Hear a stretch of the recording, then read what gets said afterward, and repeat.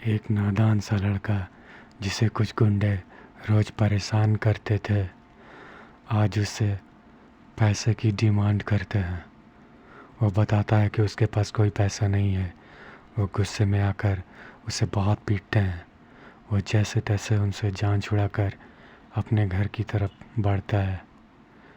वो रास्ते में जा रहा होता है। वो काफ़ी उदास होता है। तभी उसे उसके मन में ख्याल आती है उनसे बदला लेने की। उसे रास्ते में कुछ दिखाई पड़ता है। वो उसे उठाकर देखता है। उसमें लिखा होता है, आप किसी से भी बदला ले सकते हो ब्लैक मैजिक के ज़रिए। वो तुरंत उसमें लिखे हुए नंबर पे फ़ोन करता है और उससे पूछता है कि क्या यह सब सच है। फ़ोन वाला आदमी उसे बताता है कि हाँ, अगर तुम चाहो तो तुम बदला ले सकते हो। वो कहता है ठीक है। वो इसे ट्राई करना चाहता था।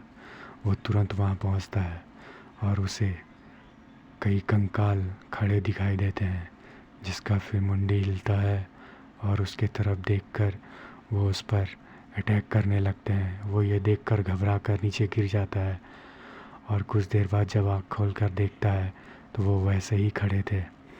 पीछे एक लाइट ऑन होती है और एक आदमी दिखाई पड़ता है। वो फिर उस कंकाल की तरफ देखता है। वो वैसे ही थे जैसे पहले थे। वो उस आदमी की तरफ बढ़ता है। वो आदमी कहता है कि तुम जो देख रहे थे वो सच था या झूठ। तुम्हें इस पर विश्वास नहीं हो रहा होगा, पर यह सब सच है। वो ये सब सुनकर तुरंत जाता है, उसके टेबल पर हाथ मारते हुए कहता है, मुझे बदला चाहिए, मुझे और किसी चीज़ से मतलब नहीं। तब वो आदमी उसके तरफ एक किताब बढ़ाता है जिस पर मेनू लिखा होता है। ये मेनू होता है उन राक्षसों का जो कुछ पैसे देने पर उसके लिए कुछ भी कर सकते थे। अलग अलग दानव अलग अलग काम के लिए और अलग अलग पैसे भी लगते हैं उनके इन कामों के लिए, जिसमें से सबसे ख़तरनाक जो होता है वो था डेथ, मौत का दानव। वो पूछता है उस आदमी से कि क्या ये सच में होते हैं। वो बताता है हाँ, और ये तुम्हारे लिए कुछ भी कर सकते हैं अगर तुम चाहो तो। ये तुम्हारे लिए कुछ भी कर सकते हैं। वो लड़का उसे देख रहा होता है। तभी वो कहता है, अगर तुम्हें संदेह है तो मैं तुम्हारे लिए इन्हें बुला भी सकता हूँ, तुम किसी एक को चुनो।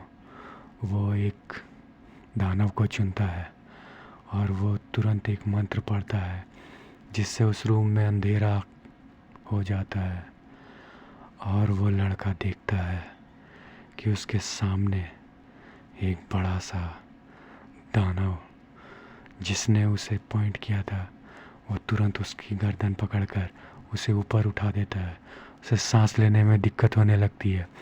वो कहता है, मुझे बचाओ, मुझे बचाओ।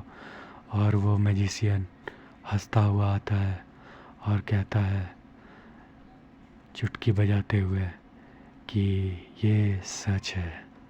और वो दानव गायब हो जाता है। वो लड़का तुरंत कॉन्ट्रैक्ट पे साइन करता है। वो कहता है, मुझे बताना जब ज़रूरत हो। वो लड़का उसी गली से गुजर रहा होता है, तभी उसे दिखाई देते हैं वो तीनों गुंडे और वो तुरंत मैजिशियन को फ़ोन करता है। वो मैजिशियन फ़ोन पर ही एक मंत्र पढ़ता है जिससे उस गली में अंधेरा हो जाता है। अंधेरा होते ही उन लोगों को कुछ दिखाई पड़ता है जिससे वो चीखने लगते हैं। वो वही दानव होता है जो उन्हें इधर उधर पटक रहा होता है। एक लड़का भागने की कोशिश करने लगता है जिसे वो दानव अपने पैरों तले रौंद देता है और इधर उधर उन्हें फेंकने और पीटने लगता है। ये देखकर वो हैरान हो जाता है। उनकी आवाज़ सुनकर गली के सामने से गुजरने वाले लोगों ने पुलिस को इन्फॉर्म कर दिया था। पुलिस वहाँ पहुँचती है और वो उन्हें इस हालात में देखकर समझती है कि यहाँ ज़रूर कोई गैंग वॉर हुआ था। पर वो गैंग वॉर नहीं। वो लड़का बताता है कि हम पर एक दानव ने अटैक किया था, पुलिस उस पर विश्वास नहीं करती और उन्हें अस्पताल लेकर जाती है। अस्पताल में पता चलता है कि उन लड़कों को बहुत फ्रैक्चर हुई है, जिनमें से कईयों की तो हालत बहुत ख़राब है।